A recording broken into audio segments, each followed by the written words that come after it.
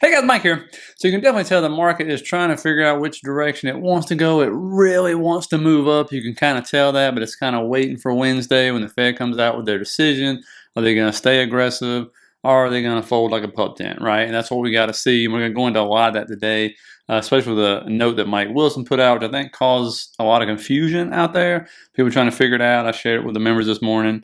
And then some other things we're going to talk about before we get into the charts that have to do with the banks. That's kind of the big thing everybody's talking about. But, this is what I shared with the members this morning, and it was a note that Mike Wilson put out to all their clients and stuff. And it was basically titled, like, this is the end of the bear market, right? And if we go into the actual note here, which was printed by Bloomberg and some others, I think it's important to understand what he is talking about when he says that the bank stress signals the bear market end, okay? Because it is kind of confusing when you read it. And so, at least that's what we were talking about in the Discord today. But what he's saying is, with the backstopping of the bank deposits by the Fed/FDIC, many equity investors are asking if this is another form of QE. And I'm hearing this all over right now. And therefore, risk on. Put in the comments, what do you think? Is this QE or not QE, right? And so he goes on to say, we argue that it's not, and instead represents the beginning of the end of the bear market as falling credit availability squeezes growth out of the economy. I think that's the key sentence to take from what he's saying here. And he goes on to say the S&P 500 will remain unattractive until equity risk premium climbs to as high as 400 basis points from the current 230 level, according to Wilson, who is known for being one of Wall Street's staunchest bears, which is true. The last part of the bear market can be vicious and highly correlated, he said. Prices fall sharply via an equity risk premium spike that is very hard to prevent or defend in one's portfolio. And he goes on to talk about the collapse of Silicon Valley, which I've covered many times. I'm not going to talk about that again. But this is exactly how the bear markets end. An unforeseen catalyst that is obvious in hindsight forces market participants to acknowledge what was right in front of them the entire time. The ongoing turmoil in the banking system should lead investors to focus on the deteriorating growth outlook amid restrictive and credit conditions, according to Wilson. The events of the past week mean that credit availability is decreasing for a wide swath of the economy, which may be the catalyst that finally convinces market participants that earnings estimates are too high. And this is the one thing he's talking about, just came out yesterday, about all these central banks getting together. Look at all those central banks right there.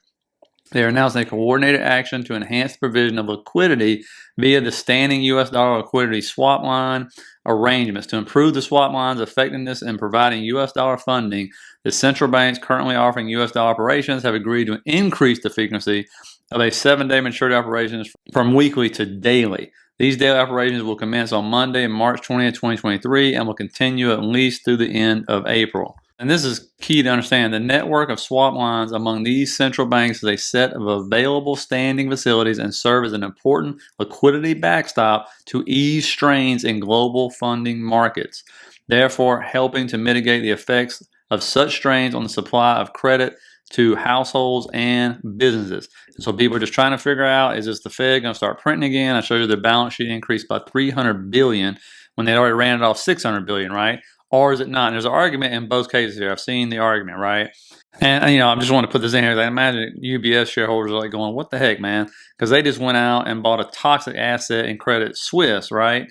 And of course, now look at their credit default swaps. They just skyrocketed, right? Because now they've become more risky because they're taking on such a risky asset in Credit Suisse. And if you get anything out of this, guys, please hit that like and subscribe button. I really appreciate it. And if you're new, think about subscribing. If you like this content, I really appreciate your support. And of course, what have we always talked about, guys? The market is an addict, right? It needs its fix. What is its fix? Free money, liquidity, however you want to put it.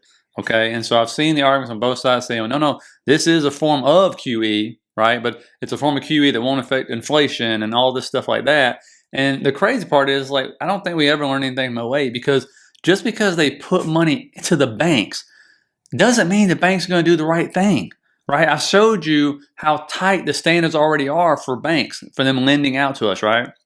In 08, and there's a great documentary that just came out yesterday. I'm all into these kind of documentaries. I've been like binge watching them for the last 3 months. And honestly, I'll be honest with you, if you suffer from depression, I mean this real, don't watch these kind of things, okay? Seriously, don't do it. But, if you don't, watch it. I'm being real about that. Because in a way, they are kind of depressing when you look at the system, because there's nothing you do to fix the system, right? You just learn that these cronies up in Washington are just taking care of their buddies. That's what they're doing. Because in 08, don't you remember the famous line in the movie when they bail out the banks and the head of the Fed looks at them and he goes, "They're going to do the right thing, right?" Referring to the banks when they bailed them out and gave them all that money to lend to us to start getting the economy going again. And what did they do? They did the exact opposite. They didn't lend out to us at all, right? They started buying back their stock, giving themselves bonuses, and then buying the products that the Fed was propping up and trying to move higher in price. That's what they did with our money, by the way. Okay. And so that's the big problem now. They're going to, I showed you the window yesterday, right? They're going to and getting it at not where a rate would normally be at a discounted rate, getting all that money. Doesn't mean they say, well, some people say, well, they're not going to lend that money out. Of course they're not going to lend that money out. No, they're going to use it for something else. That's what I bet money they do. They're going to sit there and find products that either somebody's pumping up, the Fed's pumping, somebody's pumping up, and they're going to invest in that. They're not going to put it out to us. Why would they do that? We're high risk. Companies are at high risk right now for default. I've showed that to you. So that's the crazy part about it. They're providing this liquidity. I understand the backstopping of all our deposits. I get that, okay, and even companies' deposits because they got to make payroll, right? Remember, we think about bailing out Amazon and the Googles. No.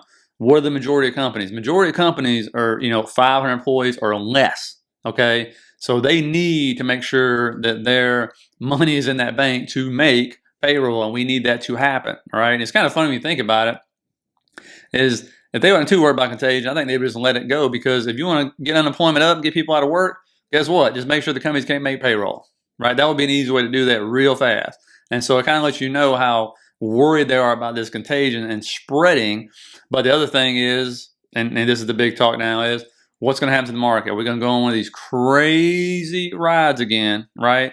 And what always happens when that happens? Inflation goes up. So that's where the Fed is in a real quandary right now, okay? Because they come out and start talking about pausing and all this stuff, and the market gets loose again, like it did from October all the way to January. Inflation's coming back up. It sure ain't going down.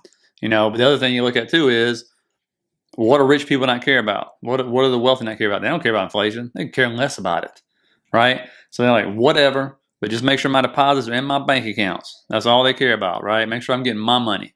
Make sure I find a way to profit on this. Because I told you last week, when these banks are falling, the big institutions, they see it as chum in the water. Who do you think was shorting these bank stocks into oblivion? You think it was us pushing those stocks down so much? Are you kidding me? No. That was the big firms pushing it down. I told you they were trying to hype up, run on the bank. And they were trying to get us to do that. They wanted to see runs on the bank.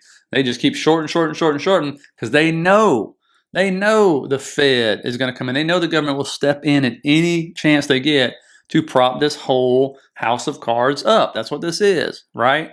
And so, and again, too big to fail. So where do we start putting our money? A lot of people start putting money in Bank of America and all these others. They got billions last week in deposits, just making them bigger and bigger. UBS buys Credit Suisse, makes it even bigger now, and so again, eventually the house of cards will fall. Hopefully it doesn't happen in my lifetime, probably in my son's lifetime, which I hate to see. But, that's kind of where we're at on that. So at least you understand what Mike Wilson's trying to say is, remember, the market bottoms at the worst of times, right? So we're kind of waiting for that. I guess either this is the worst of times or the worst of time is coming, right? And it will start to move up when things are horrific, right? That's just the way it is. And so in this instance, when you see banks failing, and then I've read a report, there's a whole lot more banks out there that are just, at the same risk, right? The thing is that they're trying to stop is they may be at risk and they have all these unrealized gains, or now they might start selling all of those unrealized gains and making them actually realized losses, not unrealized gains, unrealized losses. Well, they may start selling them now because there may not be a bank run. That's what happened to with Silicon. The word got out, they were selling at a big loss, and people were worried about their money. So they started pulling it out. So they're trying to stop that. That's kind of the key right there. And so, so the banking system, it isn't strong or anything, that's for sure. And what upsets me more than anything, and I don't know if it does you, let me know in the comments, is that these guys are supposed to be good at what they do. This is what they go to school for. It's what they have all the experience doing. And they make some horrible investments. But there is no real repercussions because they get to sell their stock before the stock collapses. And then they'll go to some other bank and they'll make the same decision because they know mommy and daddy's going to bail them out. Right? I mean, I'm a parent. If you're a parent, you probably know what I'm talking about. If you raise your kid and you don't discipline them at all, you don't teach them anything, if they don't understand there's consequences for your actions, what do they grow up to be? Most likely probably a con artist or something, or a criminal. But, That's in the banking system. They can do whatever they want to do and just get away with it. And it's absolutely just insane and infuriating to me because if you and I go out and make some of these mistakes, we're done, right? Nobody's coming to bail us out. Again, 250K and below, that's already, FDIC insured, So again, that's my rant, but I'm holding back. You can probably tell because it just infuriates me. But going into the chart, you can see S&P and the Dow outperformed the Qs today, which is the total opposite of what had been happening, right? But what did the S&P run into in the morning time? Well, that's the 200 and the March anchor view up right there that I was just pointing at. But you see the MACD wants to curl up, do a bullish cross. RSI trying to get over the 50, but it's moving higher. And when we go into the smaller time frame, you'll see what I'm talking about here with the 200 and that anchor view up. The 200 always is tough to get above, right? And then stay above. And you can see multiple rejections in the morning. Finally gets above. We think, oh, great, support. Nope.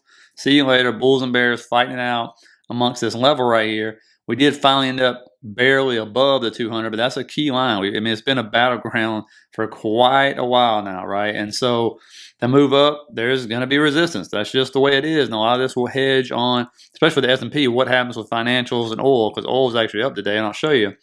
But the Qs, the exact opposite, right? The Qs, you can see that trend line right there coming down, but it's also running into this right here, the 2020 anchor VWAP. You can see it was resistance there. It is resistance on Friday. It's moving back down slightly, and then, and there's that trend line I was talking about that may serve as support when it comes down and touches it to give it a bounce. But we'll have to see because this is risk-on stuff, right? And that's what we're trying to figure out in the market. If this is QE, yes, it's going to be risk-on. That's what this is going to be. If the market deems this, I'm talking the big boys, the big money, to be QE, the faucet's back on, we're printing, then it's going to be buy, all of this high beta stuff. That's the way it is. And you can see the RSI MACD almost look totally opposite on the Qs, right? And of course, why was the S&P and the Dow up? The Dow was up 1.2%. Well, just look what's up. You can go down this list right here: materials, energy, real estate. Look where the technology was, way down the list, right? That's not what was happening last week. Okay, and then the other one to watch, and I watch it every day right here. Told you about Apple, right? Why? Because it makes up such a big part of these indexes. Breaking above that real hard resistance line right there, and you can see on the smaller time frame, looks like an inverse head and shoulders to me, right? Which means if it plays out, it goes higher. And right now, it's starting to play out. It broke above that neckline right there, above that resistance level. And there's that trend line that's bounced off multiple times. So this obviously is in an upward trend this entire year, all right? And I think Apple's become one of just those safe haven stocks. No matter what's going on, they roll into it. There's again, I told you there's ETFs that it makes up like 20% of the ETF, which is insane, by the way. And then you got NVIDIA, right? All about fundamentals here. And you can say, I say that totally sarcastically, by the way. But again, moving up in that wedge right there. And if it's filled this gap, got above it, but that gap is filled. So now we get to see what is going to happen. Is it finally going to start selling off to move down to fill the other gap? Or are they just going to keep pushing this stock higher? And I looked at it right before I did this video. And why be sarcastic about fundamentals? It was at 19 times sales a couple weeks ago, which was extremely crazy to me when I thought that. Now I'm looking at it right now, it's 23.5 times sales. What's the PE on this thing? 145. I'm like, good Lord. You look at anybody else in the chip sector, it's nowhere, not even close. This thing's like 4 to 5 times that on trading on sales than any other one. And I always go to Tesla just because Tesla is one of those ones that everybody complains about the valuation, right? And I'm saying, what are they trading for sales? See, PDE of 45, price sales of 7, right? And I know it's a different sector. I get all that. But, Tesla is one of those ones that everybody complained about for years. And all of a sudden, NVIDIA, everybody's like, AI, it's good. And I'm like, oh, okay. If that's not a nosebleed valuation, I don't know what is, because there's nobody close to them. And so, I don't know. Let me know what you think in the comments. Could be just me. Now, I'm not saying it's not a good company or anything. I'm just saying, what is overstretched to you? How many times sales are you willing to go? Right? That's what I'm trying to figure out. It's just amazing. And I will say, mark my words, when that thing falls, it's going to be like Tesla. If people go, oh my God, look at that. Oh yeah. Again, these are cyclical and it's just in its cycle right now, but we'll have to figure that one out. But let me know what you think about 23.5 times sales. That's, I don't know, mind blowing to me. And there'll be somebody in the comments that'll argue it's about fundamentals for NVIDIA. I guarantee they'll be like, no, this is great because it's selling these chips and it does this, blah, blah, blah, blah, blah. I'm like, okay, gotcha. I gotcha. Sounds good to me. But anyway, so that's where we're at right now. We'll have to see. I mean, until Wednesday. Again, I think some people are saying zero. I even see somebody was saying they're going to cut rates. I'm like, what? Oh, I mean, if they want the market to take off, and that will definitely be, yes, that will signal the end of the bear market, really, because we're going to get a heck of a run, then a drop. But this is what usually happens. It is a cycle. This is different because of inflation, right? So we're going to see Wednesday if the Fed is really big on fighting inflation and doing what they got to do, or they're just going to kowtow down, right? Because with them backstopping the bank deposits at this point in time, they're putting on all the stops, right? That pretty much solidifies the banks as far as the deposits. Fine, the stocks can go, straight down or whatever. But as long as the people are getting their money. The problem is, though, and again, we'll find out. It's March now. We'll probably find out in April because it's every quarter they update the banking tightening standards. And I mean, it's had to have gone up even more, right? And the more, and that's what it puts a strain on the economy is they won't lend the money out. That's the problem, right? They won't lend the money out to us, and so a lot of small businesses, people in general, it becomes a problem, especially for small companies. That's what you want to look for, because they're like going, wait a minute, look at Amazon. Amazon's one of the biggest in the world. They're laying off more employees, and they even laid off in AWS, which is their most profitable sector in the company, right? And so I'm like, wow. But they're laying off more people, right? They see the game. Well, what's stunning is their stock didn't go up, which I was surprised about, and so, but maybe that's not going to work anymore. I don't know. But even they're laying off more people. That's after the layoffs they've already done, right? So add more. I think it's 9,000 on this one. It was 18,000 before, whatever. But when you see them laying off, like in their most, profitable part of their company, that was kind of stunning. And so as I read the letter the CEO put out to the employees and stuff, and I was like, that kind of lets you know where we're at, though, and they got all the money in the world they need. They don't have to worry about it. Imagine being a small company and you're struggling to get money, right? And if the standards keep tightening, right? I mean, you get the writing's kind of on the wall, right? And so the banks have no kind of reason, really, right? There's no incentive to lend to us. There just isn't. And so when they can put it into other things and making a lot more money and a lot less risk, and they'll find it. They always do, right? They're not looking out for our best interest. I think we all know that, hopefully. Put down in the comments if you don't know that. But that's kind of where we're at. So anyway, I'll stop my rant there. Hit the like and subscribe button if you got anything out of it. And I really appreciate it. And I'll see you tomorrow for another fun day.